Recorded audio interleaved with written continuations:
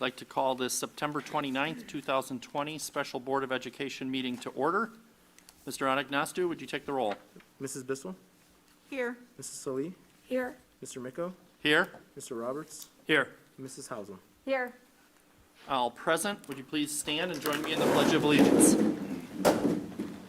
I pledge allegiance to the flag of the United States of America and to the republic for which it stands, one nation, under God, indivisible, with liberty and justice for all.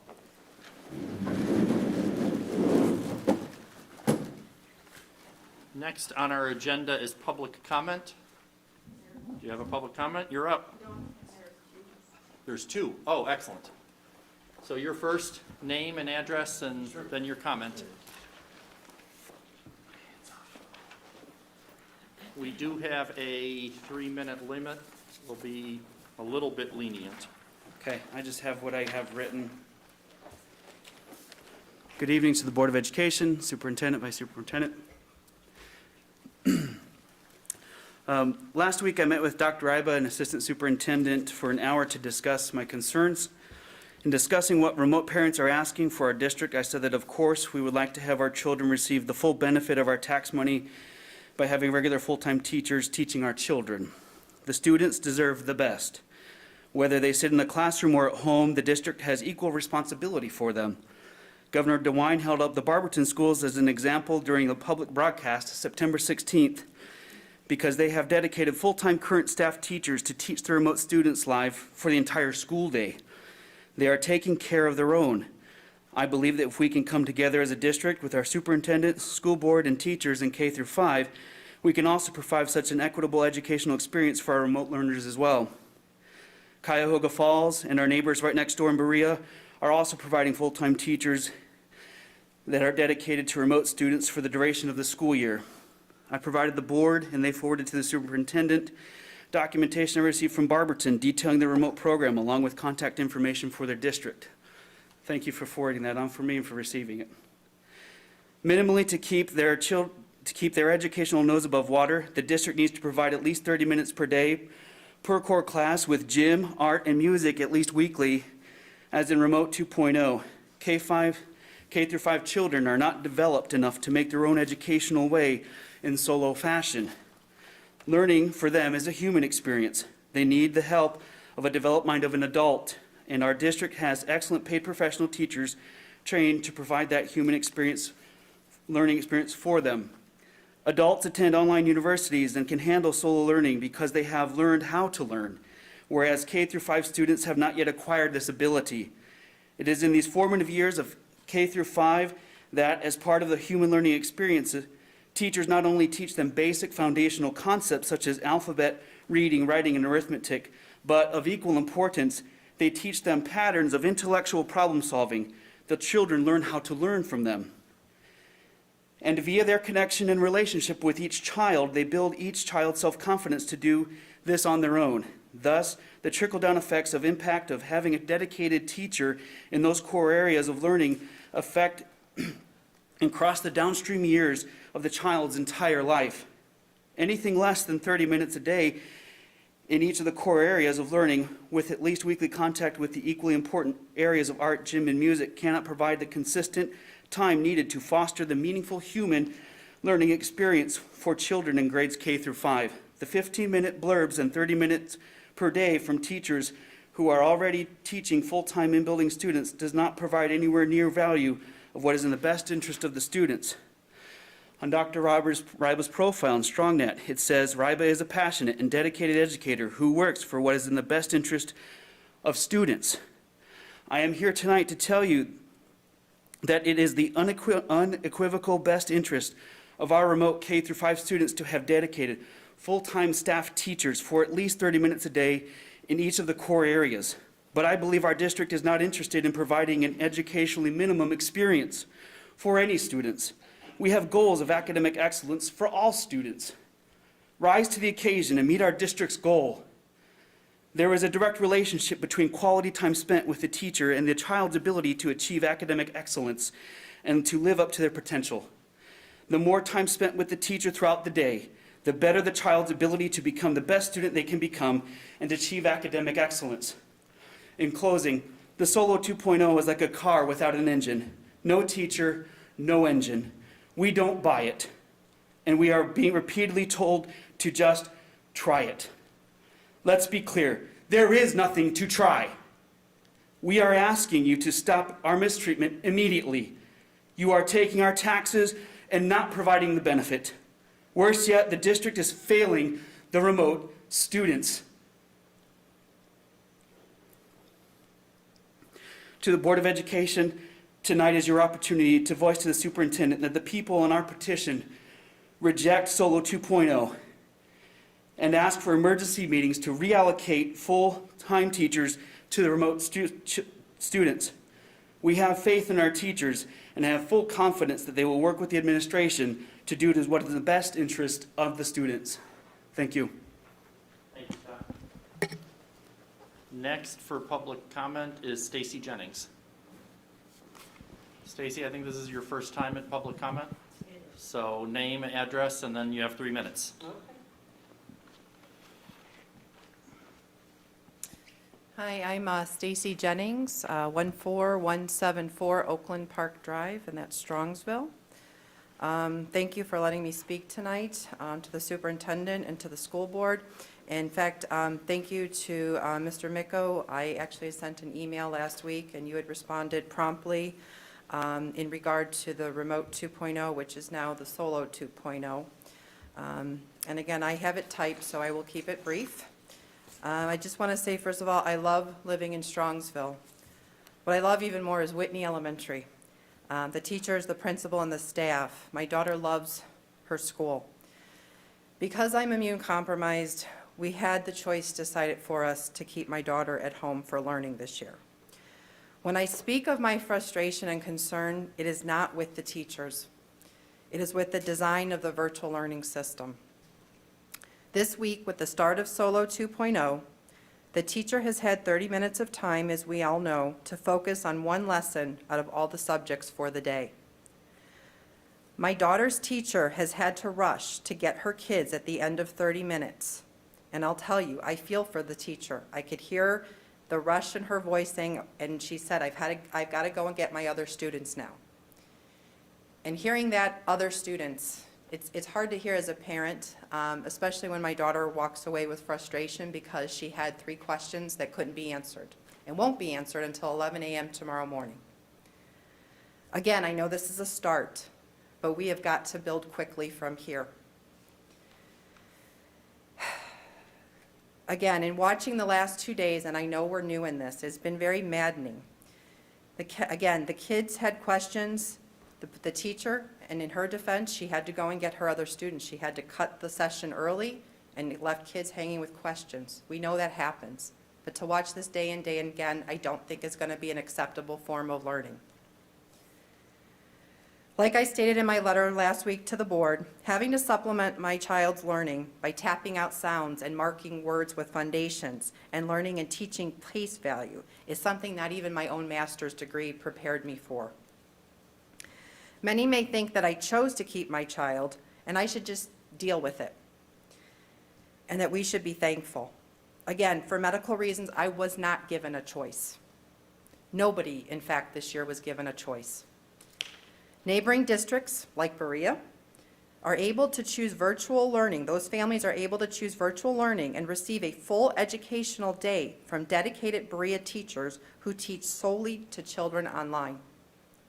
It is maddening to see our school district provide minimal instructional time.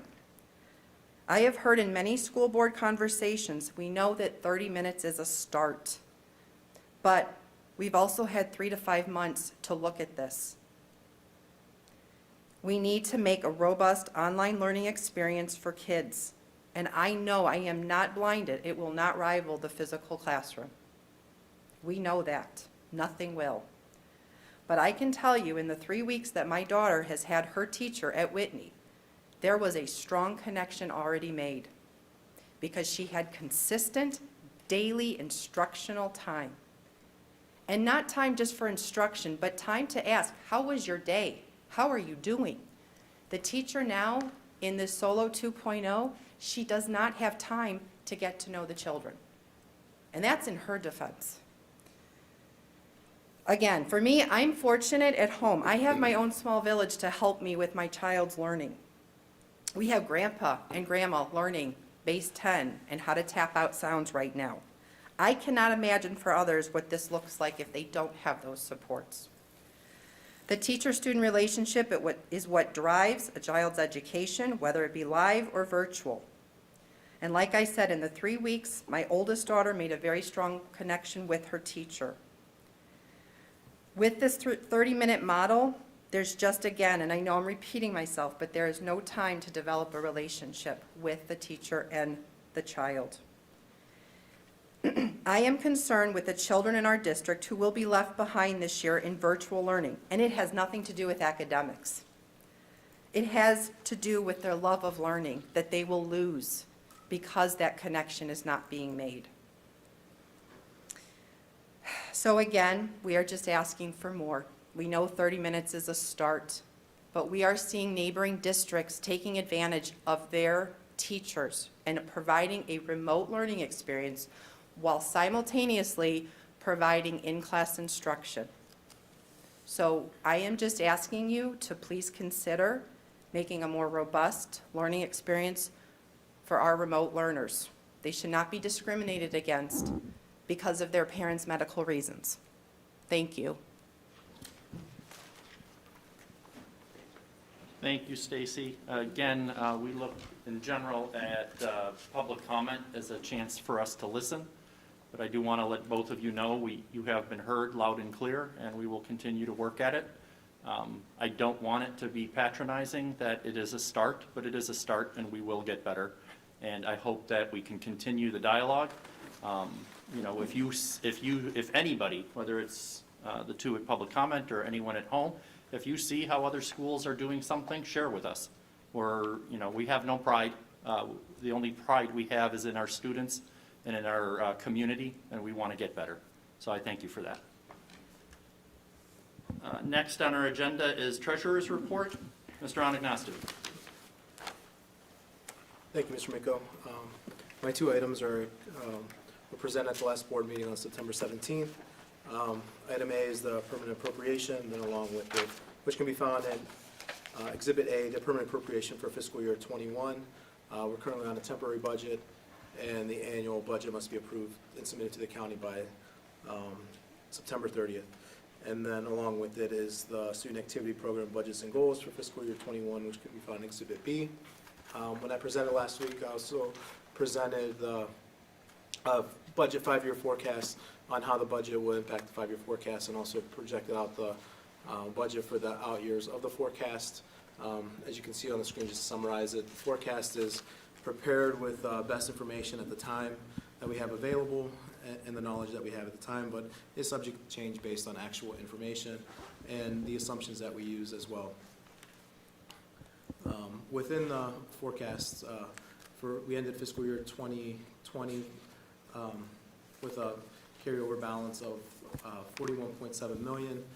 We have total revenues of $81.4, expenditures $77.4, which our revenues exceed our expenditures, finishing this year with a $43.9 million balance. And the forecast does show deficit spending in the out years, but it's because the way that this forecast reads is the renewal levies that expire and collection year that expire in fiscal year 23, 24, and then 25 are shown at the bottom and added in. Just going to the next slide where it shows at the top. The forecast is sustainable for the 5 years, and then in 2025 we get into deficit spending, which we projected when we had that when we presented the renewal levy. So just to kind of wrap up, the forecast in the budget forecast is updated based on the knowledge that we have at the time.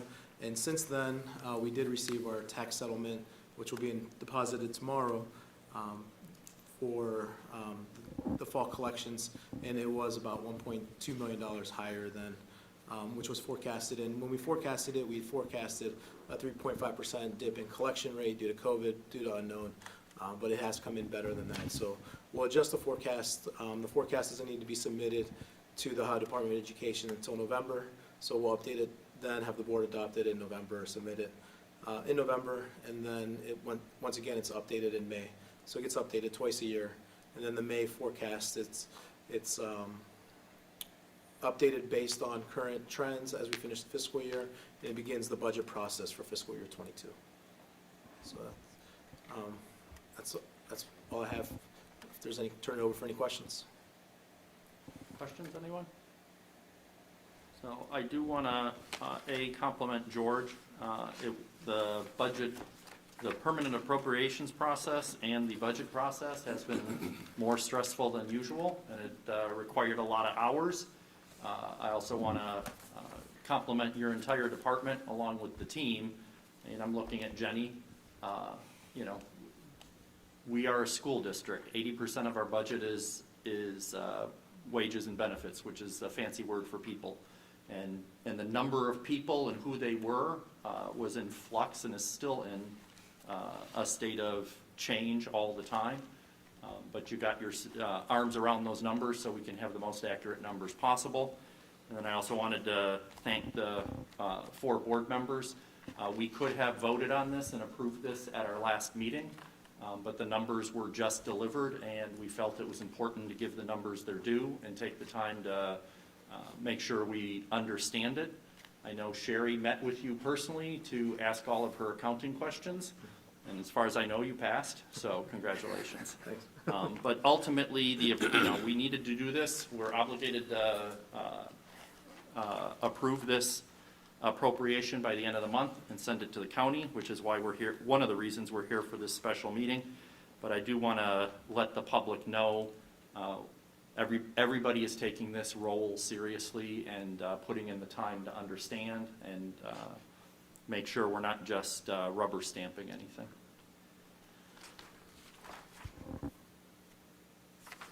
Any other comments, George, on permanent appropriations or the activity budgets? No, that's it. Okay, then at this point, I turn it over to Dr. Ryba. Thank you, Mr. Micco. Under the restart discussion, just obviously we are in our transition plan back to school. We started our first full week of all preschool to 5th graders at school every day. We are into week 2 of our blended learning plan at the middle school and high school. And as our folks that made their public comments shared, this started for all of our new solo enrollment this week, whether it be solo 2.0 or new solo enrollment at the high school. All of that started this week as well. So a lot of the updates are just kind of follow-ups to things we've talked about in the past, and I'll just open it up to questions or discussion from the board. So, what are some things that have come my way or questions that have been asked since we've made the presentation, the recommendation? One of the questions we've gotten is with the additional 3 weeks of blended learning at the middle school and high school for the rest of the first quarter.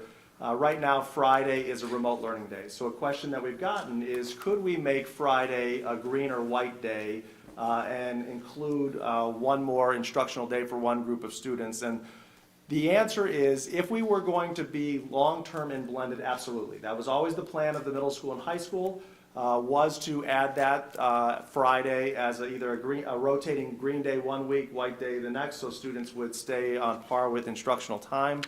But with the short period of time, the 3 additional weeks, and one of those Fridays is actually a scheduled day off in the calendar for October 9th, that we felt it was the best interest to keep that schedule consistent. So at this time, for this short 3-week phase of blended learning, Friday is going to continue to be a remote learning day.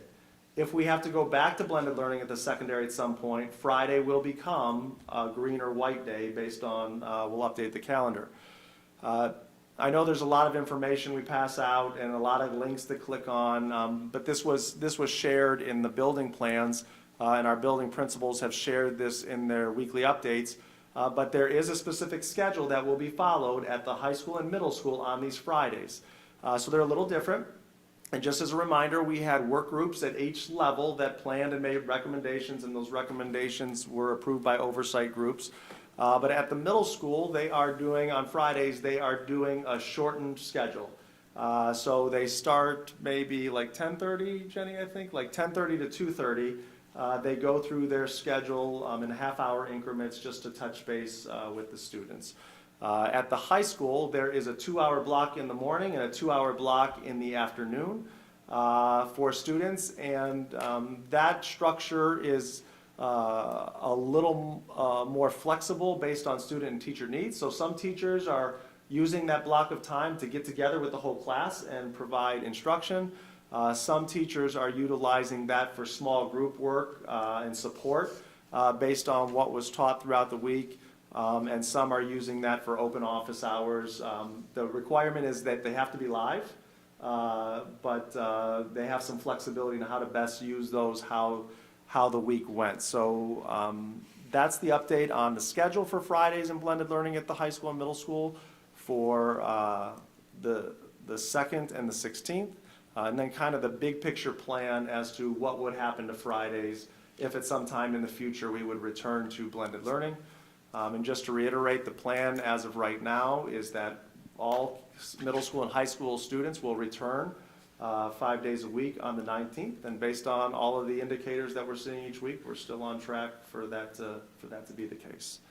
So I've got a few more updates before I open it up for questions, but anything on that topic you'd like any more information on or discussion about? Dr. Robert, can you describe or kind of talk through that transition from the 3 weeks blended to in-person, if there's people that do not want to go back in person, like what that looks like for that particular group of people?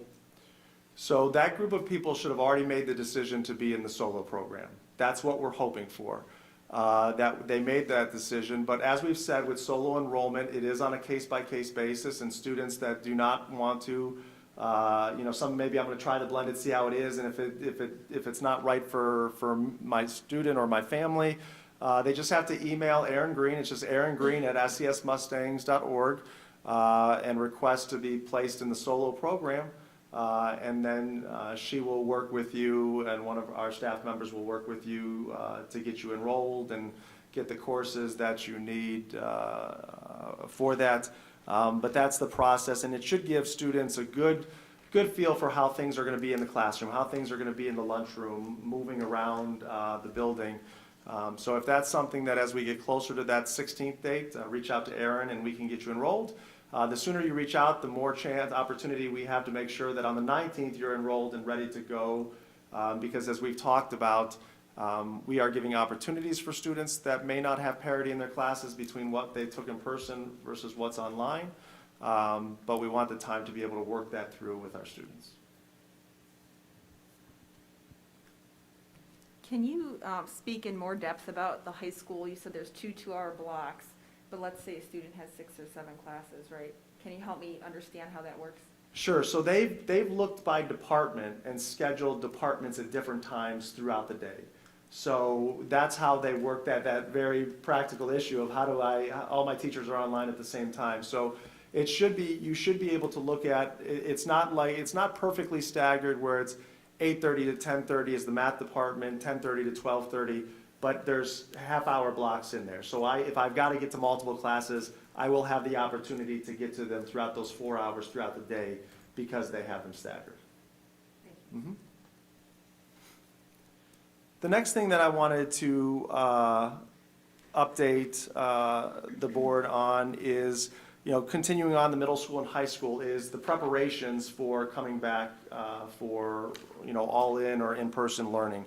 And so as we've talked about, a big part of why we went with the blended learning, just as a reminder, is we have large amounts of students, we have intermixing of cohorts, students are changing classes, and we have a lot of procedures at that level with more students that we wanted more time to get students accustomed with, to practice, for our teachers to practice, and we can problem solve on a smaller level.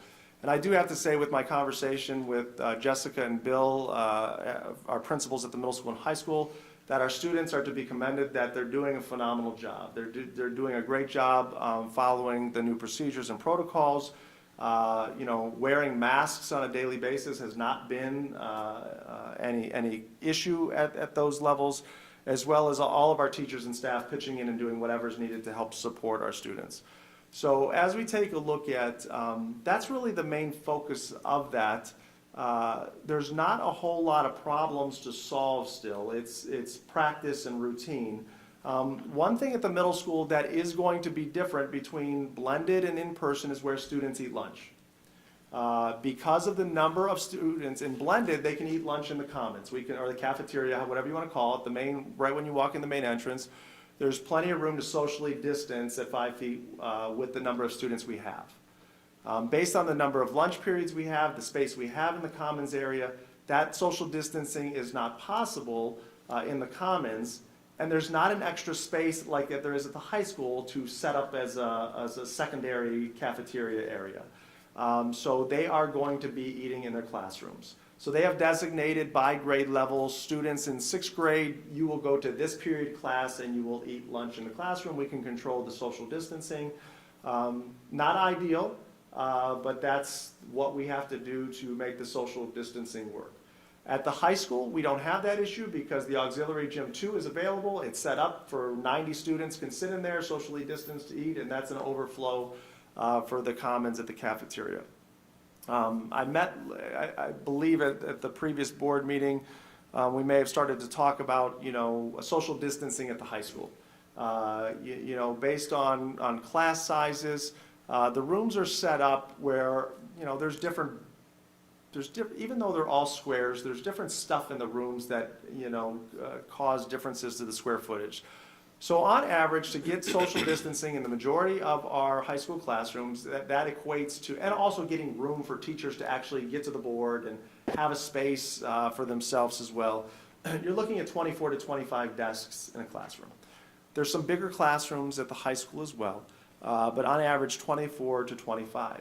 So as we've taken a look at the high school schedule, we do have some classes that are in the 30s that we're problem solving, but we have a lot of classes that are 26, 27 in that range. So Mr. Wingler and I spent some time last Wednesday looking at the classes, problem solving some different options to address that, to work to meet the 5-foot minimum social distancing expectation. He's following up with that meeting with his teacher leadership team tomorrow morning. And then we've got a meeting tomorrow afternoon to see what additional ideas they came up with. Our target goal is to pick a plan of action this week, and then we have 2 weeks to adjust and implement and communicate, any deviations from that 5 feet social distancing minimum expectation, as well as to make that the exception versus the rule. We have very few classes at the middle school that we have to problem solve for that social distancing expectation. Predominantly, it is our elective classes. So our core classes, core being math, social studies, science, those class sizes are more equally balanced. They're lower. We're good in those areas. Elective classes, you may have more students that want to take an art elective versus another elective. So those classes, and there's fewer of them, so it's hard to balance them a little bit more. So I'm meeting with the middle school team on Thursday to go through, similar as what I just explained with the high school, go through and problem solve. The first thing we always want to take a look at is what other opportunities do we have available of the same class, and can we balance them by just distributing, this class only had 23, this class had 28, let's take 2 or 3 and switch sections there without disrupting a student's schedule in a major fashion. So in terms of our preparedness, in talking with both Jessica and Bill, they feel good with where we're at in terms of the pacing, the work that needs to be done. The social distancing is the last area where we don't have a definitive answer as of right now, but hopefully by the end of the week we will. Any other questions or comments on the return to all-in for the high school and middle school students? I just want to make sure that, if some of our plans require dividers, screens, that kind of stuff, we're thinking ahead and those orders are placed. I would hate for us to say the way we're going to make it work is to put in a divider and, oh darn, it's not going to arrive in time. So I just want to publicly express that I know that it's in hand, but if we can just comment on what's going on at that level. correct. So we have two pathways that we're going to address dividers. So we've purchased, commercially developed dividers, study carrels for the desks that provide an area. And those have already been distributed to all of our elementary buildings and our middle school and high school. So they have a significant number of those. We placed an order for 500 more of those to have those on hand to address additional capacity or rooms that are necessary. And the other part that we have done and we can continue to do is we fabricate our own dividers in districts. So we have purchased sheets of plexiglass, and if you go into any of our parents would not be for exception because we don't have visitors, but if you're peeking through the window as you drop something off, you will see that the majority of our office areas that don't afford enough social distancing, we have plexiglass hanging from the ceiling. We have that, it's being installed in guidance counselor offices. You know, we have tabletop, I saw a therapy session, we have tabletop sessions, or tabletop dividers with a cutout for where we can stick our hands underneath to do manipulatives. So we can also create that in-house. So that is one of our options of, you know, looking at if we need to create additional divisions between desks that will either have the items on hand with the order we already have. We have an order forthcoming and we can create it in-house. Great.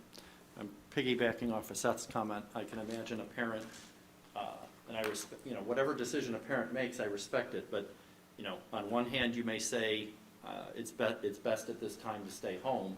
On the other hand, you may say, now that I understand all of these preventative measures in place, I'm more comfortable sending my children to school. So I would just want to make sure that we've expressed those options, and that if a parent does have questions, you know, Aaron Green's a great resource, but whatever your principal Absolutely. is a great resource. If you just need some assurance that when we say 5 feet with exceptions, it's not 5 feet and we don't care about the exceptions, it's 5 feet and this is how we're going to address those exceptions. Correct.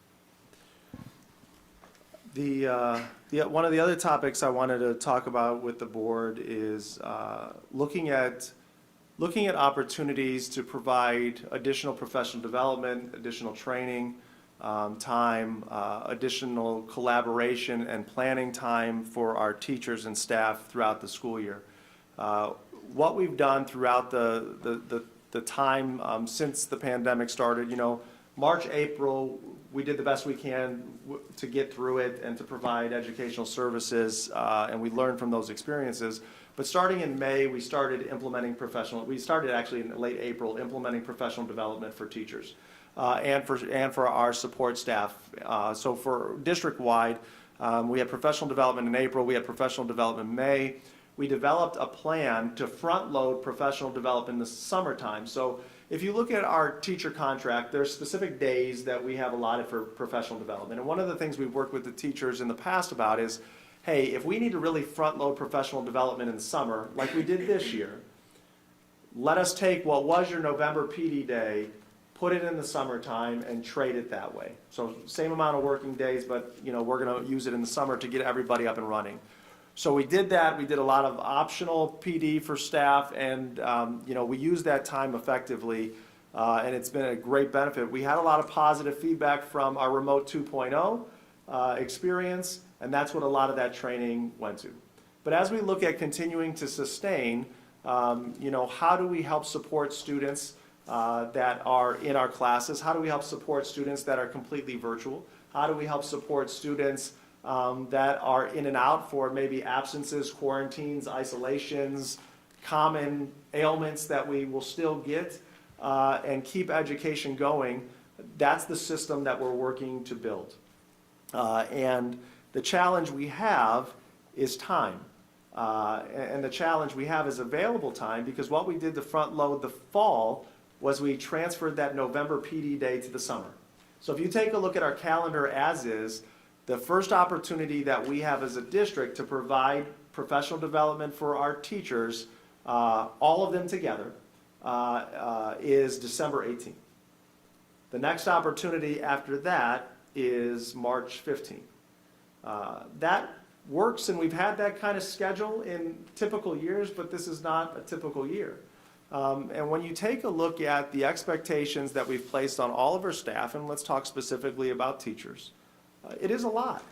And we need to balance expectations with support. And support in developing capacity, support in developing skills, support in giving the time available to learn a concept and then work to implement it, work to understand it. I don't know about you, but I'm the type of person where I'm okay sitting and learning, but I actually need to do it. I need to get my hands on it. I need to think about it to actually become better at implementing it. And I think a lot of our teachers and staff would agree with that. So with that in mind, the concept that I want to present for discussion is the idea that we would select additional days throughout the year that we would still keep as school days. We would have a portion of the day that would be live instruction, a portion of the day that would be asynchronous learning, but that would afford us the time where students would stay home. It would be a remote learning day. But we would develop a schedule that says, okay, during this day, so much time is going to be allotted to live instruction, so much time is going to be allotted to professional development, and so much time is going to be allotted to interacting with that professional development and implementation and teacher-based team meetings to do that. So I provided the board with 2 sample calendars. Those are in front of you. I failed to put which one was option 1 and which one was option 2. So if you look at May, if May has a pink box, that's option 1. So let's start there. So what that takes a look at is picking a Friday a month, excluding December, because it's a short month and we already have professional development there. And we would pick 7 Fridays where we would have remote learning days for students. Teachers would still report, all staff would still report if they're scheduled to report. And that we would provide that sample of experiences I talked about. And the only difference between option 1, which we're looking at right now, and option 2 is now if you flip it to the back, as I talked to Jenny and Aaron, who are planning this professional development, and took a look at some of their requests, and some of their requests were the first difference you'll notice is in November. So instead of picking November 13th, the idea was to pick November 2nd. Students are already off on November 3rd. And that gives us more of an opportunity to front load quicker. As we move into this, that gives us 2 days in a close proximity so we can front load, and then we'll be okay with that bigger gap between November to December. And what we also looked at, the only other difference is that we eliminated the recommendation for days in April and May. Considering that by that point, once we get through the March professional development, that we feel that we'll be in a decent spot to get through the rest of the school year. And we understand that we've got spring break built in there and other days off that we don't want to add more to the days off. The other thing that I want to mention that may not be clear on this is typically we have 2 early release days a school year. Whether we go with this calendar I'm presenting or not, we are recommending in both scenarios getting rid of the early release days. We don't see a point for those for this year based on our structure and based on the time allotted. So if we go with one of these options, we're recommending eliminating early release days. If the direction from the board is, hey Cameron, just stick with what we've got and do the best you can with the 2 professional development days, I'm still going to recommend that we eliminate the early release days. With that, I'm going to ask Jenny to jump in and give a little more detail and context to some of the work that we're looking at for professional development for our staff. Thank you. You said a lot of what I had planned to say, which is good. I think the biggest thing is that teaching, is a creative process. When you're trying to come up with different things to engage students and learn new technologies to do that, it's hard to do it during the school day when you've got 20 minutes of planning and then you've got to go, instruct kids, and then you have another, 40 minutes maybe, and, you've got to call a parent back or you've got to respond to emails, and then, your day kind of goes. And it's hard to kind of stop and think and really sit and learn something new, and then try to, as Cameron alluded to, try to then apply it and process it and understand it. And so just to give you, again, just for everybody out there, a little bit of the history, as Cameron shared, you know, over 90% of our teachers attended the day in August to start to understand. For our elementary teachers, we went to all Google Classroom. So for some of them, that was brand new. They had to build that, they had to understand it, they had to figure out how it works, how am I going to provide feedback, and then on top of that comes the technology of embedding videos and making it a more interactive, you know, platform for students. And that takes time, it takes understanding, it takes, okay, what do my students need? What is meaningful for me as a teacher? What can I transfer from what I normally did in the classroom to this new platform?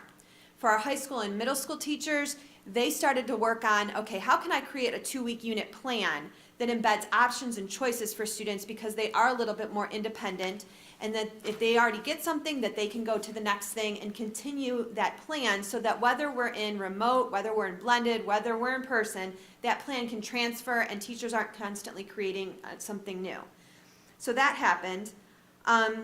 We did have that week where we were prepping prior to working with our students remotely, and a lot of that was introduced. You know, we had things like Pear Deck and Ed Puzzle and Cami, and it was a lot because every teacher is somewhat in a different spot based on their content area, based on what they knew, based on what worked for them in the classroom, to have to learn certain things. For some, they knew Google Classroom, so they went on and did Pear Deck. So they had options, and we met them where they needed, and a lot of them were introduced to it.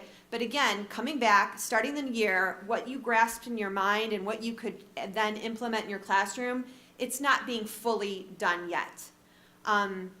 Just because, you know, we had students and then they kind of used what they knew and what works for them, and they are doing that, but there's so much more too that we can expand on. And so that's really the goal with these Fridays and some of the other days, is to really kind of figure out what it is that we need the most of. So for example, I'll use Pear Deck. We had a representative come in and provide an optional PD for teachers. A lot of them attended it, a lot of them understand it, but then they went and they had to continue creating their Google Classroom. So they didn't have time to actually work with it and create something that would be meaningful and useful for students. And a lot of these things are great teaching strategies, very engaging. I get teachers that send me things all the time. I tried this new thing, look at how it went so well with my students, they were completely engaged. And then on top of it is also the social emotional learning piece. A lot of them are embedding it within their content, which is ideal, which is what we've always wanted. You know, how can I teach a science lesson as well as getting students to collaborate, getting them to be self-aware of themselves and what they're thinking, and then share that with others, and using that social emotional learning. So again, I think we need to drill down to the specifics of what our teachers need, and we're planning on doing that. But I feel to be successful, completely successful, and continue with the 3 models, you know, simultaneously as we work through this pandemic, is critical to build the capacity with all of our teachers to provide the educational experience that we want our students to have. So. And so looking at what I'm suggesting that the board provide feedback is option 2. I think that's a more realistic option for what we need.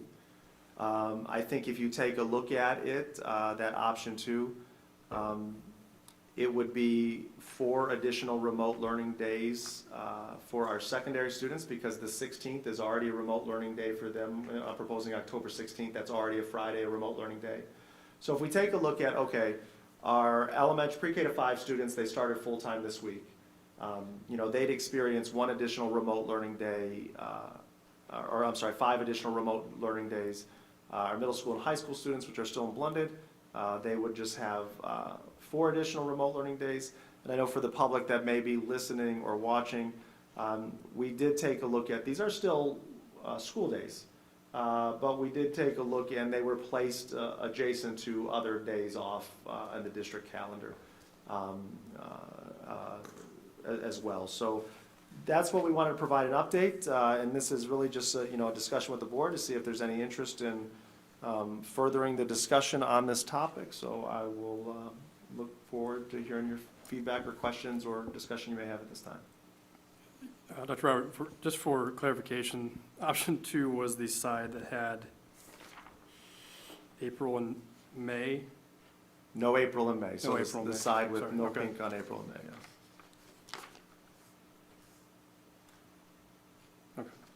I am in favor of this. In every job that I've ever had, professional development is key. Again, it's not a day off for the teachers. It's a day of learning to become better for them, make them better. They can make the experience for the students even better. So I think it makes complete sense to do this. I think option 2 is good. I would maybe consider even keeping one of the dates in April. And I think to your point about May is maybe a little bit too late at that point, but I think even keeping something in April would make sense there as well. Is there a particular reason why we dropped those 2 days, other than you said it's near the end of the year? Just trying to balance being considerate of our families. May, a couple things. First, May felt late. You know, May felt late. April, I was a little concerned. You have 6 days already off in that month for spring break. So we were concerned about that. And then, you know, being considerate, we know we've asked a lot of our families to be partners in this and with the remote learning, with that aspect of it. So we were trying to be considerate. And just looking at, you know, what Jenny and Aaron had drafted and developed, they felt that they could cover it in those days up to March. So could we use it? Absolutely. We could always utilize that time and have value in that time. I think May would probably be a little bit of a stretch. But the April we can definitely use, but it was more a consideration of how many days we're already off in April and what we're asking our families to do. I sent this to you in an email too, but can we talk about whether we can just give those days off to the students? Because I think that, especially with the way they're lined up, I really like how they're lined up. They just basically give long weekends or tack on to something else. If the goal really is to give teachers personal or professional development, well then why not give them the whole day, rather than saying, well, you have to teach the first half. I feel like it's gonna be more stressful for the teachers, the administrators, the parents, and the students to have to, like, especially this November date, like, so they're gonna have online learning Monday morning, off Monday afternoon, nothing Tuesday, back to school, like, that's a lot, especially for elementary age students to kind of flip-flop. If we can swing and we have enough hours built in, especially with the elementary age, I'd sure like to see just let the parents have long weekends and not worry about it. Because I don't think that 2 hours of online learning is really, I'm not sure it's adding the value we think it could. So that's an option, and I would say when I propose anything like this, it's not all or nothing, right? This is a starting point. So, you know, we can make decisions that are different from preschool, elementary, to secondary, and vice versa. So in terms of preschool, we are okay with preschool, because most of these are on Fridays, they're not in session on Fridays, so it's a kind of a moot point. We have that one Monday to contend with, but we'll be okay there. The rest of the grade levels, and I found a tweak in my calculation that was not correct. So the only grade level in our district outside of preschool that this would not work for to say it's a day off is half-day kindergarten. We don't have much time built in there. And we can't so there would need to be that remote learning for half-day kindergarten. But in terms of every other grade, full-day kindergarten through 12th grade, the calculation I found the error in was, we have students at the high school with early release periods. And then you factor in seniors that also get a few extra days earlier. The seniors was another group that I thought it wouldn't work for, but it just makes it. But one of the things, and we haven't had discussions about this as of yet, but what do we do with snow days now that we have a system built for remote learning? And so those are things that, again, we haven't had discussions with or about as a district, but mathematically, we could do what you're asking for all grade levels except for half-day kindergarten. It would not work. And half-day kindergarten, based on option 2, is short, basically 3 days, a little over 3 days. So if you factor in, there's 5 days here. 3 half-days or 3 full days? What is considered 3 half-days. So they don't need 6, they just need 3 half-days. 3 half-days, yeah. So they're short 8.1 hours. So that's 2.5 hours per half-day kindergarten day. So that's where you get your 3 full days and a little portion of another day. So you could say to half-day kindergarten, hey, we're going to give you one of these days that's truly a day off, but the other 4 would need to have remote learning, whether it be completely asynchronous or a portion of live, something attached to it.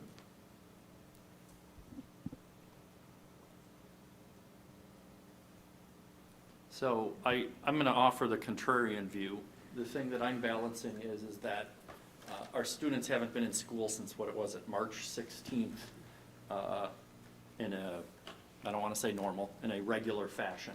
And I fully understand the idea of pro-dev, et cetera. I'm struggling with balancing even less time with the teachers. So if we can just break some of this up. And I asked you this earlier, do we have an answer on whether if we make these changes, do we have to, vote on it, and do we have to do the 30-day calendars? I haven't gotten a response yet from our lawyer. Okay, so that, Correct. once that wrinkle is understood, we can go from there. And do we need approval, any kind of official approval to get rid of early release days? Not at this point, no. Okay, because I'm comfortable, Yeah. you know, and again, being full disclosure, I'm looking at more teacher time with students. So unless if we're not comfortable with it or we want to think about it, I think you can have direction and consensus, especially with the pandemic, that early release days for this year, verify that we can do it and then publicize it well. The 16th, I don't have any issue with if you are ready, if that's ready for us to be effective and provide our teachers pro-dev. The 16th is, for the high school and the middle school, is already available, is already a remote day.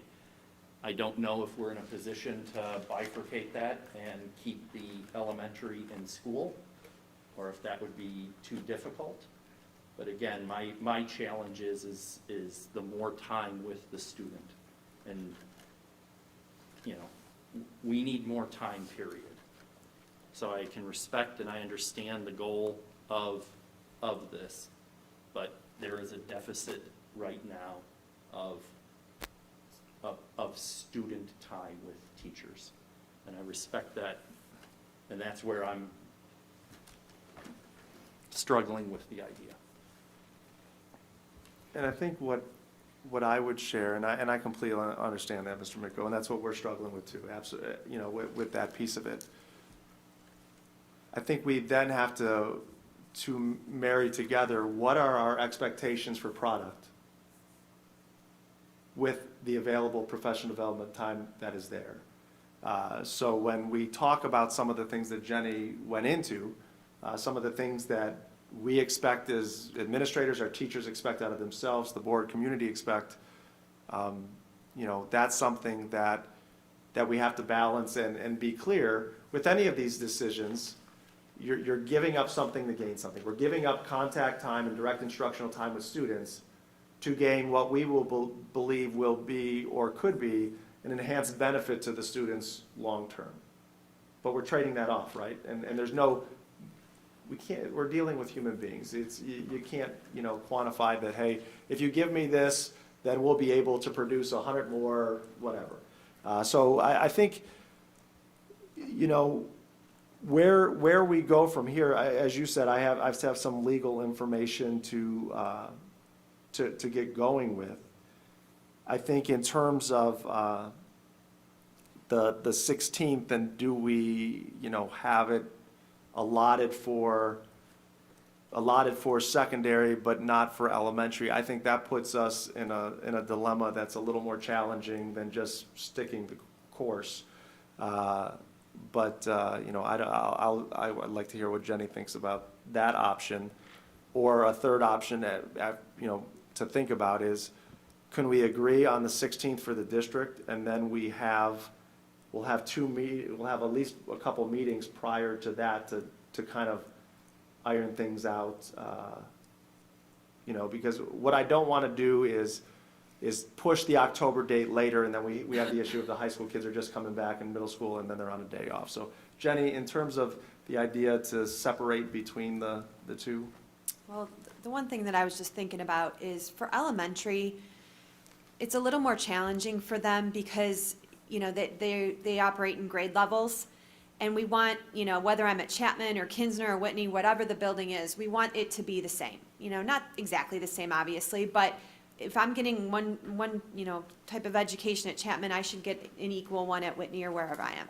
So with that comes collaboration among the grade levels. And, you know, what we're finding is teachers want to do the best job they possibly can. You know, they're perfectionists. They want to do whatever they can to help kids. I mean, I think if you talk to many of our teachers, they're going to say that.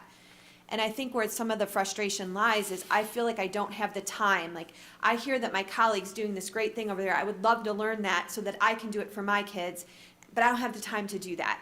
And so when we look at these days, having them to be in one building together, the teachers, and from one grade level, or if I'm a fifth grade, like our fifth grade math teachers, it's really hard for them to get together because they departmentalize. So they really are kind of alone in some of these buildings, and their colleagues are across the board. So allowing that time to collaborate, share ideas. When we talk about creating videos for asynchronous learning for them, right now for the elementary, that's a little bit of a struggle. You know, they're trying to learn that. How can I make it? How can I do it for every single subject? And so I can get this bank and have it done well so that my kids, if I have an outbreak in my classroom or if there are kids that are quarantined at home, I want to have something ready to go for them and to be able to work together to share that workload and get it right. That is our thought. When Aaron and I spoke, that's our thought for doing the 16th and even the second. The second. Because, you know, if we can front load as much as we possibly can and get us to the spot where we all feel comfortable with it, we're still going to be learning, right? There's still going to be time during the day that, you know, we're going to have to perfect things. But if we can at least have something like those 2 days and then maybe evaluate, see where we are, I think that would be one step and a huge step in the right direction to moving forward. So I guess what I'm asking for is, can I have authority to start with the 16th? We'll have another board meeting in between there, and then everybody can kind of think about it, talk to your constituents, get some feel as to, you know, is this a major lift for people? Is it not? Is it understanding? So that's what I would suggest as an intermediary part of this discussion. If we do that, can we just do it as a flat day off? It wouldn't affect, right, the half-day kindergarten has that. They would, that would require a 30-day and a vote because we are reducing instructional days. Okay. What I'm saying that I have to get the legal opinion on is if we're just changing the location of kids learning, does that necessitate the process? But yeah, if we would go from one less instructional day, we'd have to get approval. So not for the October 16th, I wouldn't recommend that. Yes, sure. Oh, when you said, like, when we were talking earlier, you said the reason you didn't do April and May is to be respectful to parents. Are you talking about, are you talking about because we've been through this process, or are you talking about because the change in the schedules in terms of they have to work and they have to make plans? Because when we talk about leaving the kids at home, then they have to figure out babysitters and what have you like that. So that's why I don't know about having a day off, because that messes up our family's schedules. You know, they're already going through all these processes with the pandemic and quarantines and all of that. So is that what you were saying when you were saying being respectful to parents? Yeah, so that's what I was saying is talking with Jenny, who, you know, met with Aaron, of what is the least number of days that we think we can do this in? You know, what is the least number of days? You know, looking at October, like I said, this would have no impact to our very minimal impact to our middle school and high school students. So it would just impact no impact to our preschool students. It would impact our K-5, and so I understand that. And then the rest of the days were just stated as to how can we get this, continue to grow and build with the least amount of impact and understanding, you know, the child care and the disruption and all of that you talked about. Dr. Robert, can you talk about the Chromebook situation? Because if they're going to be learning remote, and right now I believe K-2 is not a one-to-one where they can take them and so forth, how does that impact or, you know, the 16th, the 2nd, even, you know, kind of the near future? Understanding, I know we're trying to get more in to make it more of a one-to-one, and how that kind of plays into this whole scenario. So with first and second grade, Dave and I are meeting on Thursday to we've been able to recapture some. We did get one shipment in, and so we've been able. That shipment was for special education students, and they were touchscreen devices for kindergarten as well as some of our elementary teachers. So we've been able to give those to the teachers, recapture the teachers' Chromebooks, and give those to the students. So I will get an official count on Thursday as to where we are at with this. However, the plan for K-2, in terms of, let's say we were in blended, was that they were not going to take devices home. So the work that would be created, you know, we would have to look and problem solve. Not, you know, because K has the devices, but just because of the age and traveling, we would not have them travel back and forth. So that's something that we would have to get you a little more clarity on in terms of, you know, the predominant focus would be asynchronous work. You know, would we be able to capture enough devices to do that live instruction or through a bring your own device in a temporary basis? I'll know better on Thursday when I meet with Dave and we get those counts. Okay, thank you. Yeah, you're welcome. I don't know if this is feasible, but would there be a way to kind of see a plan of what kind of things we would do with these days specifically, before we would yay or nay? And because one of the things I'm thinking about is this, are we focusing these professional development days strictly on the things we're using now to get through this year, or are there things that are going to be continuing to learn that are going to carry on into the future? And that's what I'm trying to balance. Like, if we're just trying to get through this year, well, we have to decide which we pick, the in-person. But if we're looking for long-term, like, how much use is there going to be for CAMI after this year in the elementary level, for example? I don't know. The kids can't manage it with their hands anyhow. So, like, I guess I'd want to see what exactly we're planning to do with the time. So that's a great point.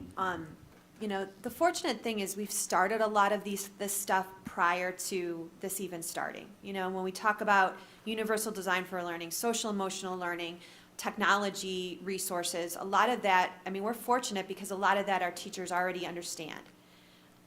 I think the bigger struggle is trying to be able to create things in case my students are not here, in case I'm not here, also planning my in-person instruction and trying to, how does that all blend together and helping them to understand if you create one plan, it can be used for all three.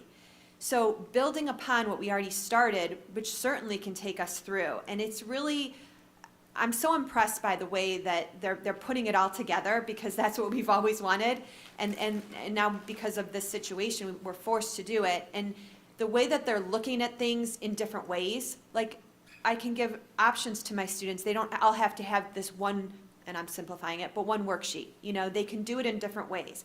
Empowering our students to be able to create things based on what they gathered from information and to create it and present it to a teacher of what they know in a different way other than a paper pencil test.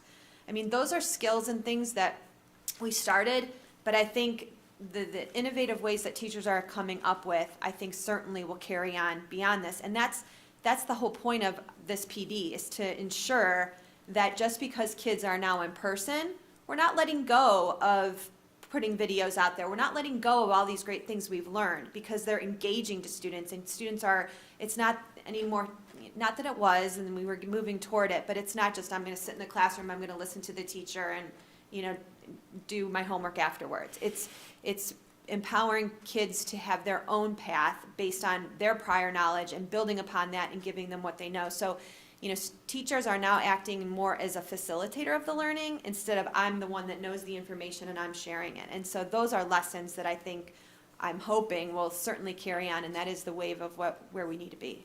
So let me give a practical example of what could be on October, or what will likely be on October 16th, and I don't want to, Jenny, jump in if you have anything to add.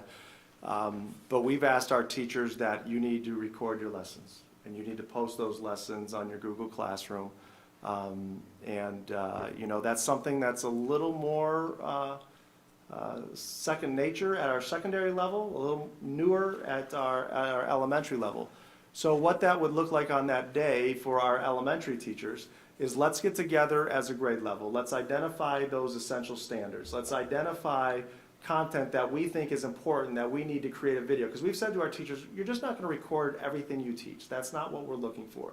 We're looking for new direct instruction. We're looking for new instruction related to essential standards that can be produced and developed. And so if we can get a team of teachers together to look at those essential standards, to start to develop those, start to get professional development, continue professional development on how can we've already shared, here's a way you can record your lesson using your Epson interactive projector. Here's a way that you can use Screencastify by doing it live with the class at the same time as I'm recording it, and here's a way you can pre-record your lesson. So giving teachers the time to practice that, to get clarity on here's the essential learning standards we're looking at, and here's a video that we think would match well. For the teachers to create a quality bank of those videos to have. And our teachers are looking at, one of the practical concerns that our teachers have is, if I post it on my Google Classroom, which is fine, eventually it's going to get lost in the stream. Because if you've seen Google Classroom, it's just a stream of it, and so they're looking at how can we problem solve having this in our curriculum maps, having a resource center for students to access to see these high quality videos so that they can continue their learning. And to go to the question, Ms. Bissell, of is it for now or beyond, this is something that is good. It was good last year, it's good now, it's good 10 years from now, that I can extend learning at any time during the day, during the night. I've used a couple different examples, but one example, I was helping my own son with a probability problem, and it's been a long time since I did probability. I was able to go to the teacher's Google Classroom. I was able to watch a video, and I was able to support my son as he rewatched it and was able to talk it through to get it. So the power of that teacher's with you 24/7. That's something that professional development will do and utilize, and as Jenny said at the secondary level, continuing on reconceptualizing lesson design, lesson implementation that was started and that can continue on moving forward. Pear Deck, we talk about these things, and even when I'm like, what is Pear Deck? I don't know what that is. But the idea of Pear Deck is how can I give a presentation, and while I'm giving presentation, I make those slides interactive to where I'm getting real-time feedback within my actual presentation. So before it was all kind of, I've got to go to this application to get feedback, but I can have my content, I can ask thoughtful, multiple choice, written response questions, and to get that formative check live in the interaction. That's just good teaching practice, and it's a good tool. Things like Kami I think are going to continue on. But that solved a real problem. That solved a real problem in remote learning of how do we write on PDFs or, things of that nature. And maybe that won't last on with such fervor as it has now, but those are some of the other things that I think, to give some concrete examples to your questions. Mm-hmm. So with our, when you say a snow day, Mm-hmm. I don't know how that works, so could there not be a snow day? And for snow days, your teacher say you refer to, this assignment if they have something already recorded or something like that.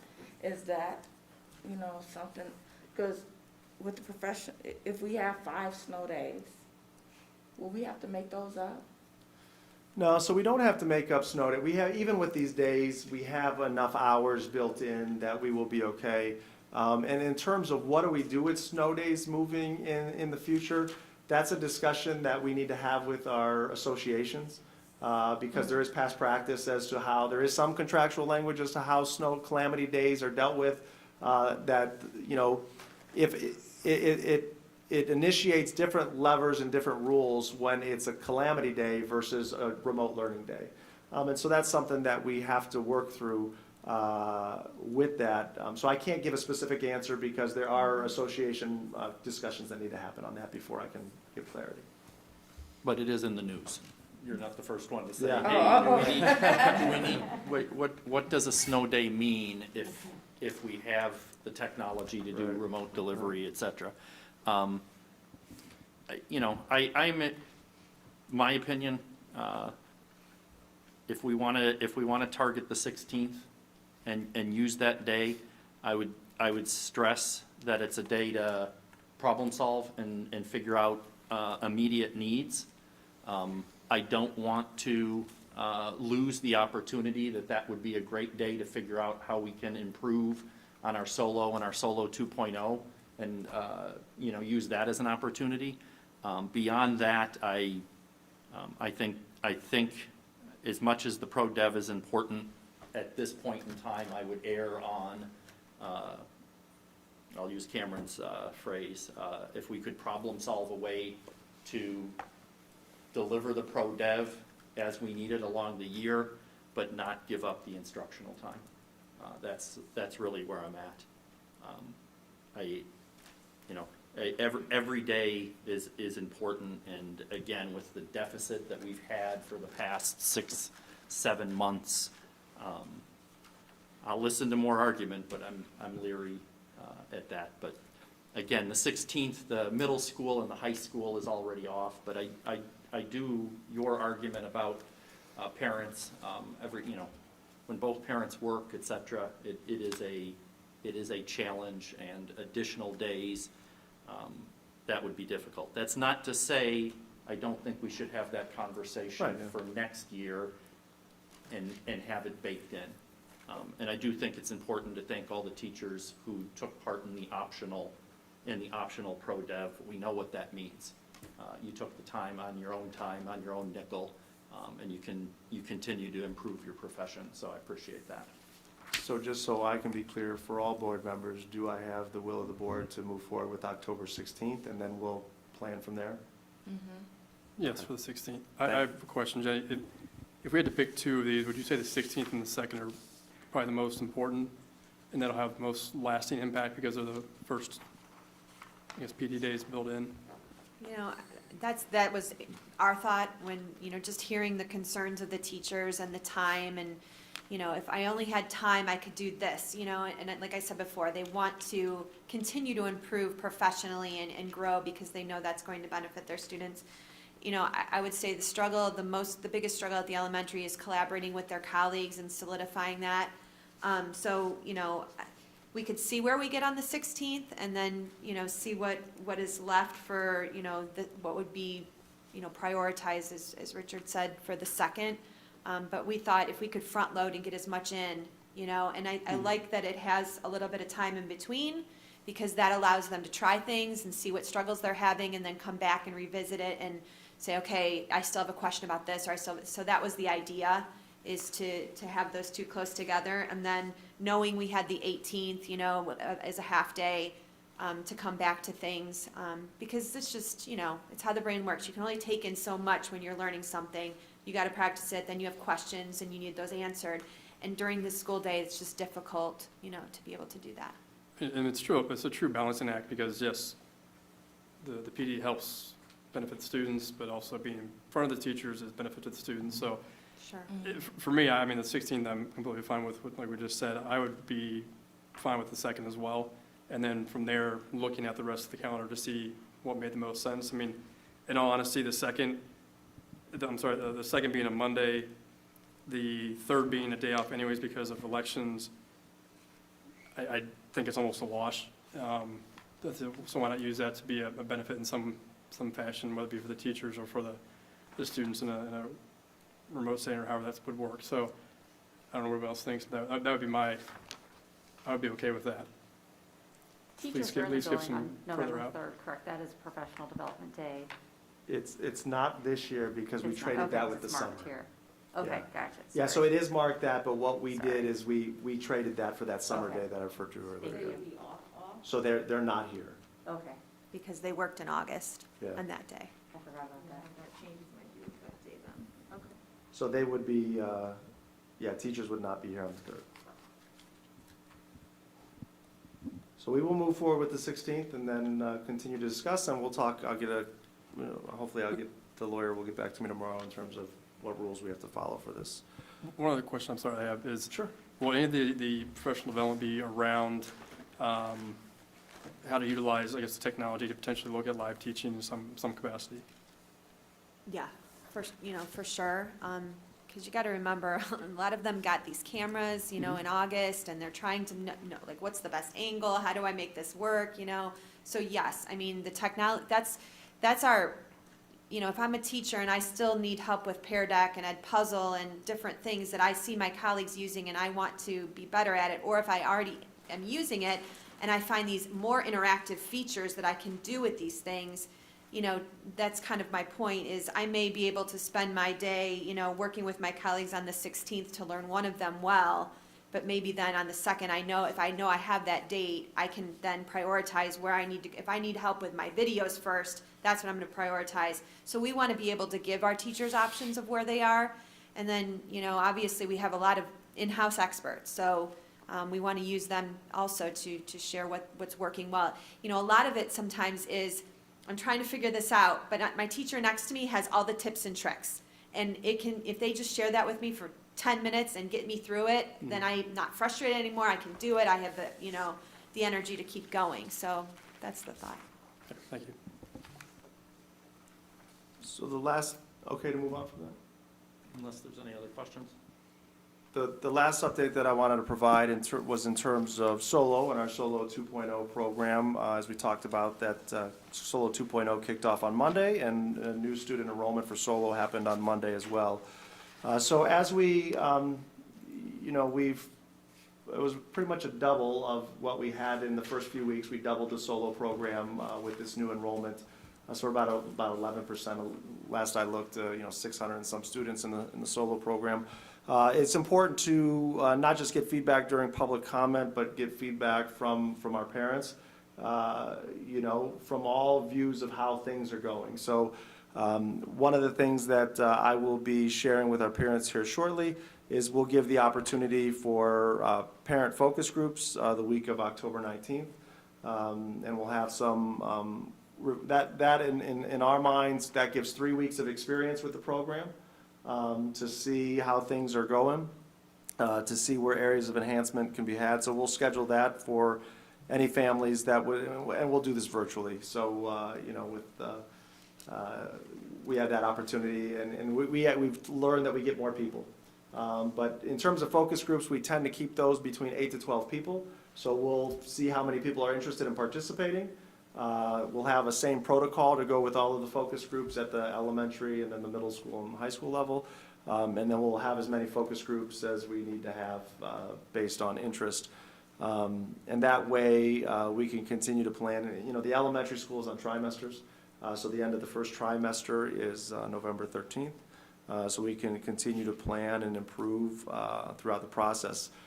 However, I don't want, our parents that are here tonight or that are watching to think that we're waiting until those focus groups to improve or to grow or to get feedback or to problem solve. So we have staff meetings with our Solo teachers. We had one today for our Solo 2.0 teachers to go look at some of the areas where we wanted to make sure that expectations were solidified and things were where they needed to be and provide support as necessary. So that was held today.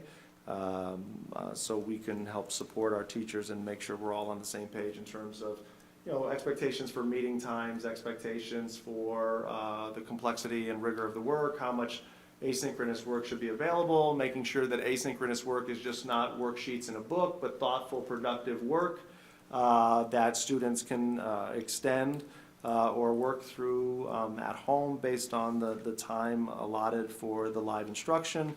As well as what we talked about is building the video opportunities to share the teaching videos for our students so they can access live instruction or pre-recorded instruction that's recorded and at their disposal at home. So we have that available. I did want to address, because I know both of our parents shared a view of hire the staff that's needed to facilitate a remote 2.0 setting like some of the other districts that were mentioned did. So just to share with the board and everyone, so option A is you hire 9 additional staff members. So right now we have 9 sections of Solo 2.0. We have 2 in kindergarten, 2 in first, 2 in second, 1 in third, 1 in fourth, and 1 in fifth. And so if we truly wanted, one suggestion was 30 minutes a day, per core subject area, or that really is mimicking what we did for Remote 2.0. We had blocks. We had a ELA, math, science, social studies, and an encore block, and we had an SEL block, and then a check-in. That would require, 9 teachers to do that. So one of the alternatives Mr. Storm threw out as an option was, well, hey, take a look at your current enrollment and see if you can reallocate current staffing. So I can't speak to the other districts, but one of the things that was a possible opportunity is, what if we have elementary teachers that can't physically come to work in person? Like was shared, maybe they're immunocompromised or they have a family member, they can't come to work. Well, we have 1. Other districts may be different, I don't know, I can't speak to that. But we have 1 staff member that's a current elementary teacher that can't physically come to work. So if we said, okay, we're gonna allocate that teacher to a remote 2.0 setting, we now have 8 other spots to fill. We could do that, but then it becomes, we're just shifting equity issues. If we're saying that it's inequitable to have Solo 2.0 to compare to what Remote 2.0 was, it's also inequitable to say, well, I'm going to pick kindergarten to have the Remote 2.0 and everybody else is going to get the Solo 2.0 option.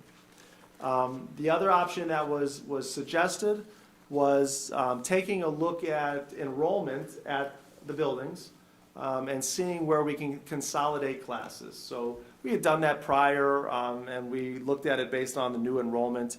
And even from when I updated the board, we lost one opportunity to do that. So if we would do that, we could consolidate 4. We can get 4 full-time staff members and the afternoon of a kindergarten teacher, of a half-day kindergarten teacher. So you have 4.5 teachers that you could utilize there.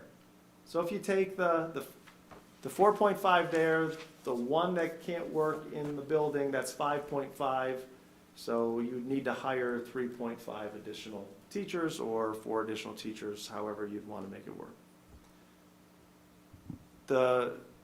I'm just stating factual challenges, not my opinions.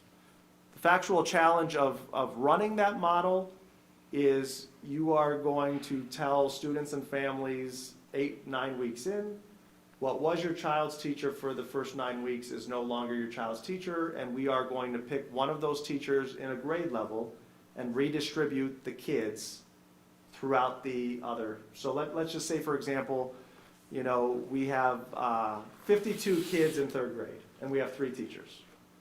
And we could say we are going to, that's close to our class cap, we're going to go down to 2 teachers. So we're now going to have 2 sections of 26. So we're going to take maybe those 15, 16 kids and distribute them to those other classrooms. So that's one challenge that would be there, is that teachers would change. The other challenge that would be there is that if you do that, all of those sections that you would reduce are very close to the class cap. So that means at the end of trimester, if we have students come back from the solo program and re-enroll, we have enrollment throughout the year.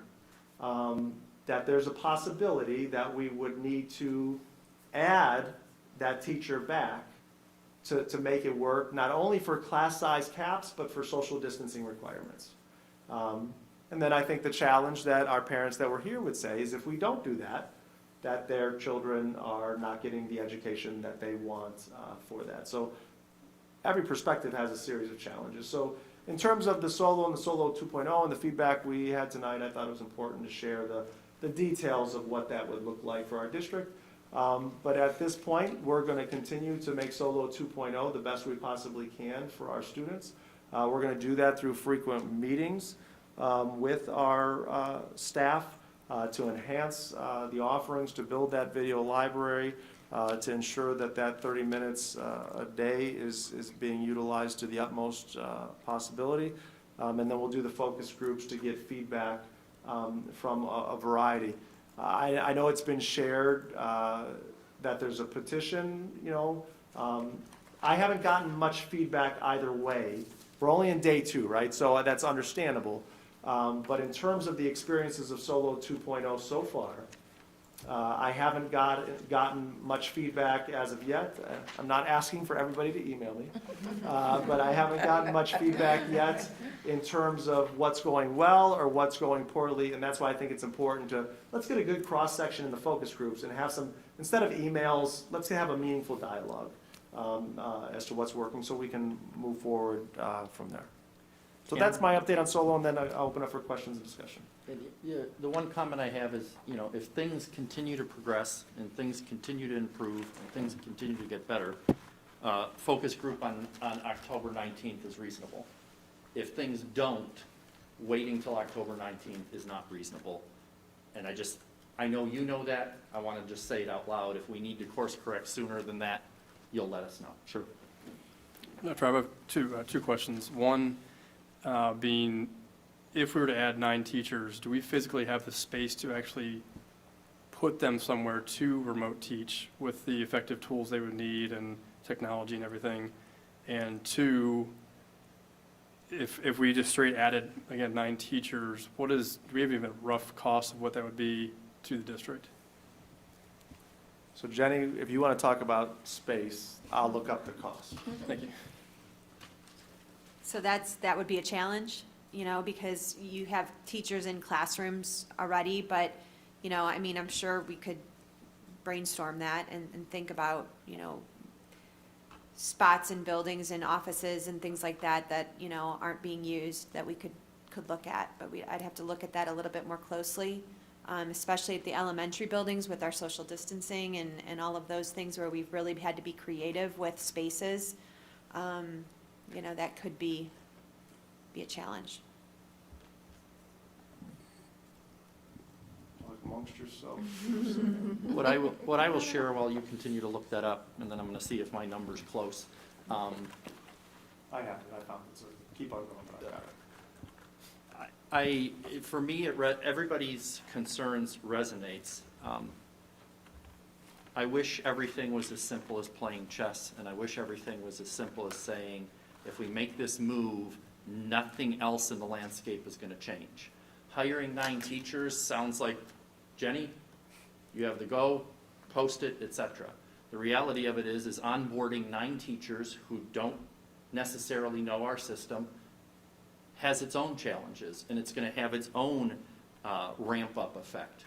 I mean, to simply say we're going to hire 9 teachers, we're already discussing the pro-dev we need with the teachers we have who have a track record. We're going to, you know, every district I know is looking for subs, is looking for bodies, etc. So as simple as it is to post that, as simple as it is to get those people, the rub comes in, what is the actual outcome going to be? And then you throw in the fact that every month, 2 months, the landscape changes. And if it were that easy, I think everyone on this board would be ready to say, make it so. But we do need to take the time and work with our parents, but also be reasonable as far as, you know, if we just say we're going to hire 9 teachers, what quality are we going to get? Are they going to be the ones that can just jump in and do remote 2.0? I mean, we already have challenges with that. So, like I said, I don't think if it was that straightforward, we would have already had it. I do want to say that as a team and the administrative, it's not in a vacuum.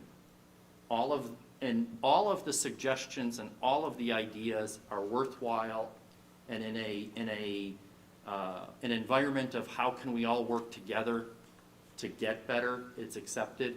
It's when, and it's just the nature of these challenges, to suggest that, you know, well, Barberton's doing it or Berea's doing it. We want to do the best we can for our students.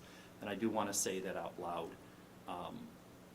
Everything has to be thought through and has consequences, and at the same time, you know, we have to make sure we're educating our students. And the magic number is? Well, it's a range because it depends on benefits, but it's a range from 451,000 to 625,000. And that's And- for how many teachers? Nine. That's Nine for lo- all 9. 9 long-term substitute teachers. What was the number? 451,000 would be if all of those 9 did not take any district benefits. Up to 625,000 if all 9 of those took family benefits.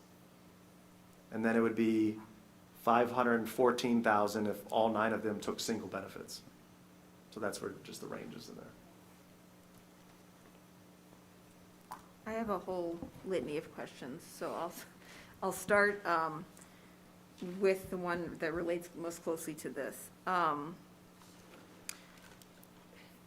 thinking about Solo 2.0, I'm also thinking about Lincoln Learning and those portions. So do we pay Lincoln Learning per semester, per month, per student, per year? Like how are we paying them? Because I know that the number is quite large that we're paying them at this time. So let's say we said we're gonna hire these 9 teachers and we're gonna offer it to all those students currently doing Lincoln Learning, and we may pull some of those. Have we already paid Lincoln Learning? Like where would that fall? So Lincoln Learning it's an average cost of about $800 per student per semester, so around $1,600. Yeah, semester, so around $1,600 a year.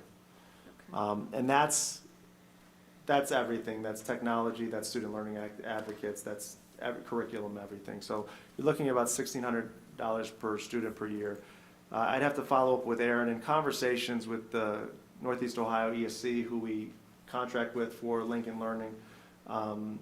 They've been open in discussions in terms of, you know, as students move in and out, that cost goes away. I want to verify, but I believe that, you know, if at a certain point of time, students, you know, leave that, then they don't continue to charge those. The contract's on a per usage charge. But I don't know if there's any, like, once you sign up for the semester, you're locked in for that semester type of thing. Can we find out? I'll verify that, yeah. I would be interested in seeing how much cost we could shift from Lincoln Learning to the 9 positions if there were parents in that program that wanted that and didn't know that was an option previously. The second question I have is, I appreciate the 3 weeks, but for parents who are struggling with the effectiveness of Solo 2.0, I think it's gonna feel like an eternity. Can we move that up by at least a week? I can move anything up. It's a possibility that, you know, we can move that up. If we move it up to the week of the 12th, you know, that, we can do that. It just gives 2 weeks of experience versus 3. So if, you know, again, you know, there's still going to be problem solving on, but if the board would like to see those focus groups happen a week earlier, we can look to have those a week earlier. That is my preference, and what do you guys think? I'm not opposed. Sure. Week of October 12th it is. Just to clarify, the 9 spots or 9 teachers would be for all students in Solo and Solo 2, not just the students in Solo 2. That would No, cover. the 9 teachers would just be for Solo 2.0. We offered folks that wanted the Solo option to move, and only 10 of them moved. So Okay. they had that option to move. Would they want to reconsider if this was offered? possibly. Which would mean more headcount potentially. That's another decision that the district would have to make to say, you know, because that would just add more cost and more teachers to it. Thank you. Yeah. That's what I thought it was. I just want to make sure I had that right. I have one more question, and maybe I'm jumping the gun a little bit on this, but one of the things that has concerned me as I've heard from parents about 2.0, and I didn't mention this to you, is that for the 4th and 5th grade students, they're currently getting their 30 minutes of live instruction in 2 15-minute increments. I understand why it's happening, but I think the 30 minutes was already in question, and now we've dropped it down to 15. I don't see any real learning being able to, I can tell you for a fact that one of my kids' teachers took attendance for 23 minutes in one of the classes. So that's beyond that 15 minutes even. So that seems like an immediate problem that may need some adjustment. Can you speak to that? Yeah, so they met today, as I said, and they were able to make adjustments to that. So I haven't received it yet, but I will have a schedule for how they're utilizing that in 4th and 5th grade. But they've been able to move from the 15 minutes, or 10 or 15 minutes, to increase the time. So I should have the schedule and I'll be able to share that out shortly. Thank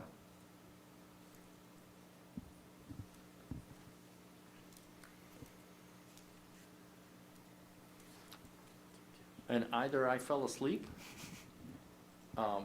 or can we just get a general overview, anecdotal or not, of how elementary is doing? I know we spent a lot of time on the middle school and the high school, but elementary is now back at school, et cetera. Yeah, so it's been all positive. So I touched base with all of the principals last week in the phase-in week, and it was a good opportunity to work through the logistics of lunch and arrival and dismissal. But I was over at Baraski yesterday, but all the feedback from the principals has been positive. They're working through I talked to Mr. Stacco at Whitney, and he said, I never thought how cool it is to see a group of kids out there playing kickball. It's been a long time, and kickball's not the greatest game in the world, but I'm sure for those kids it was pretty exciting as well. But, even from at the elementary level for recess, a lot of the buildings have created stations. And it's been a great enhancement to what we do for recess. So it's been working so far. Minor problem solving, but I know, Jenny, you spoke to most of the principals again today. Any new updates from them? No, they're just the same, very excited to have the kids. It's going well. I spoke with some teachers too, and they were just excited to have all their students, again, not the students that are still remote, but have them, see them in action and be there, and, just the energy they get. And, there's still some problem solving, they can't interact as they would love to, so that's still, trying to problem solve that, and how can I continue to interact, especially with our youngest learners. But, overall just positives, and yeah. And I think that brings up a good point. One of the challenges that I heard from our teachers is, our students have been home for a long time. They're used to their own schedule, but the biggest challenge that they're having is the kids naturally want to interact with each other.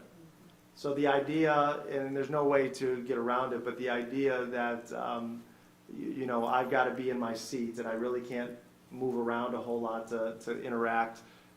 Teachers are probably, like I said, when I was at Muraski, the lawn was filled with teachers outside with kids spread out, doing some things to get a change of scenery or just to get a little bit of movement in there. But, that just the retraining some past practice that I'm usually used to getting up, and if Michelle and I want to collaborate, we work together, and that's not allowed this year, so that's been a little bit of a challenge, but that's going well. I'm glad to hear that, and I think, I said before, as we navigate the new regular, the best place for children to learn these new rules is where they learn everything else in school. So And we'll just work to- through it. Just to kind of go through all of them, I was at the preschool on Monday, and they've had a phenomenal start.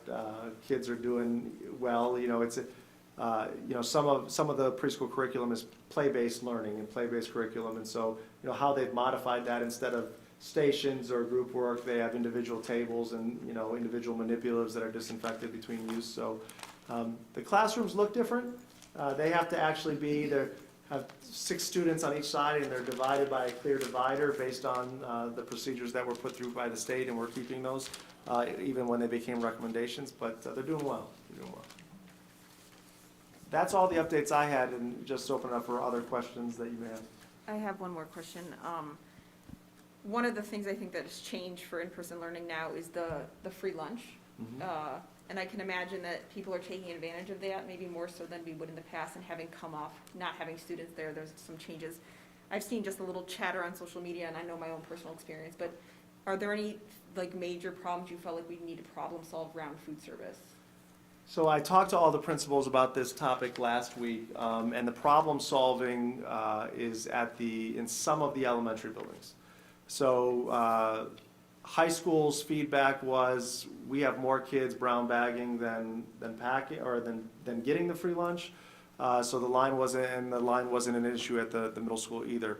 In our elementary buildings, because of structure, we have 2 buildings, Soror and Whitney, that are delivering the lunches to the classroom. So that's not an issue. They sign up and they get the lunches in the classroom.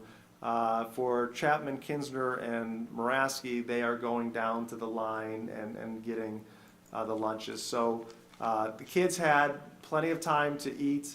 Mr. Griffin was funny. He actually timed, the average student had 23 minutes at Muraski last week to eat their lunch once they got it. But one of the things that we're problem solving is the documentation of who took the lunch. So the process is, the kids are socially distanced outside of the cafeteria. They go in to get, whether they pick the hot meal option or the cold meal option. And then one of the food service worker had to look down and say, okay, Laura Hausum, where are you on my list, and check you off that you got a lunch. That was what was holding up the line. So I haven't gotten any update as to the solution to that, or if they were able to utilize a different method, but that was the issue that was being problem solved at 3 of the buildings.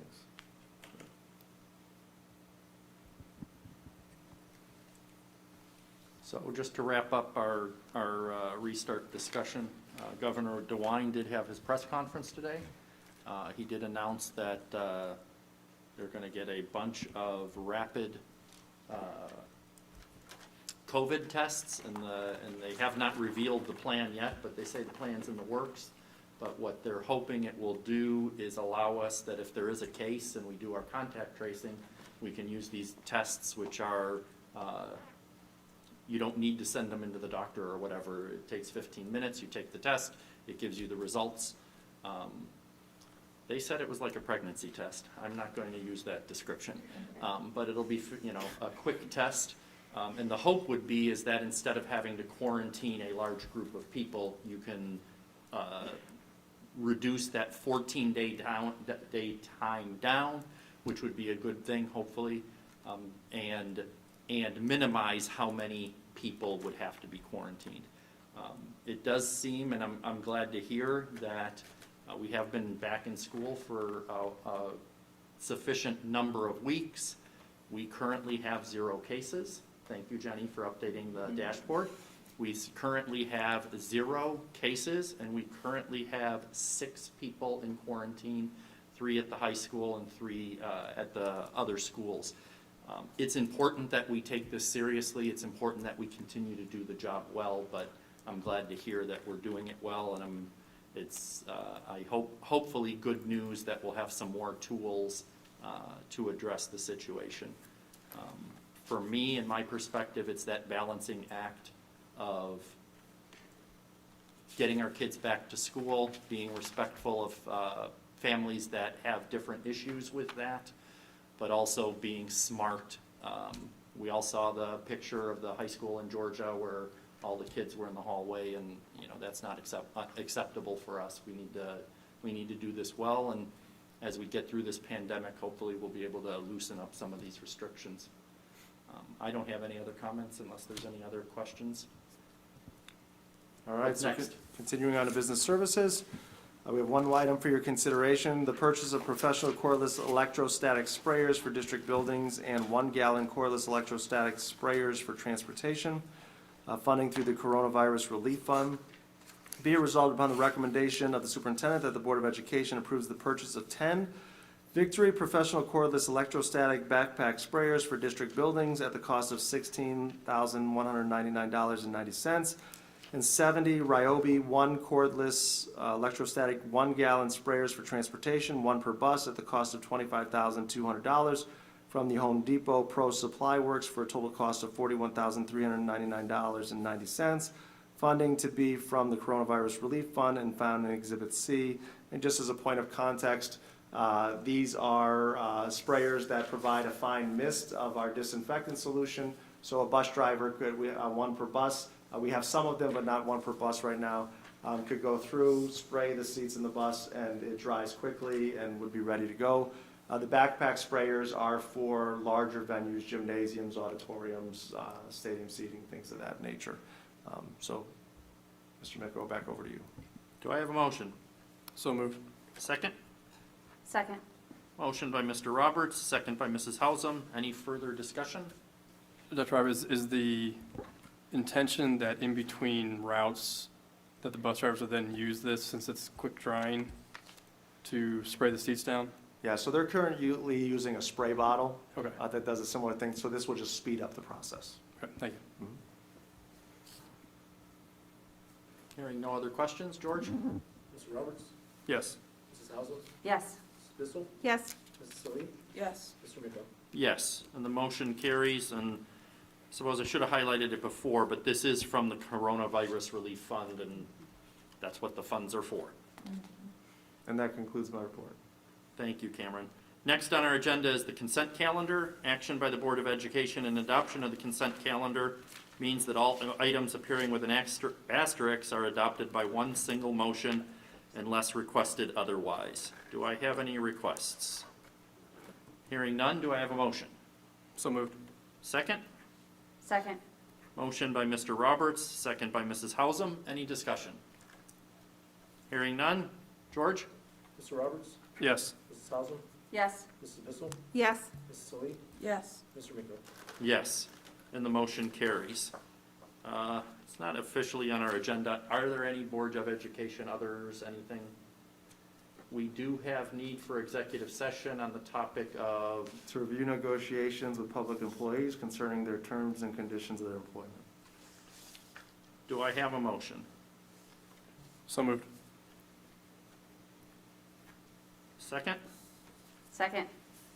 Motion by Mr. Roberts, second by Mrs. Hausum. Any discussion? Hearing none.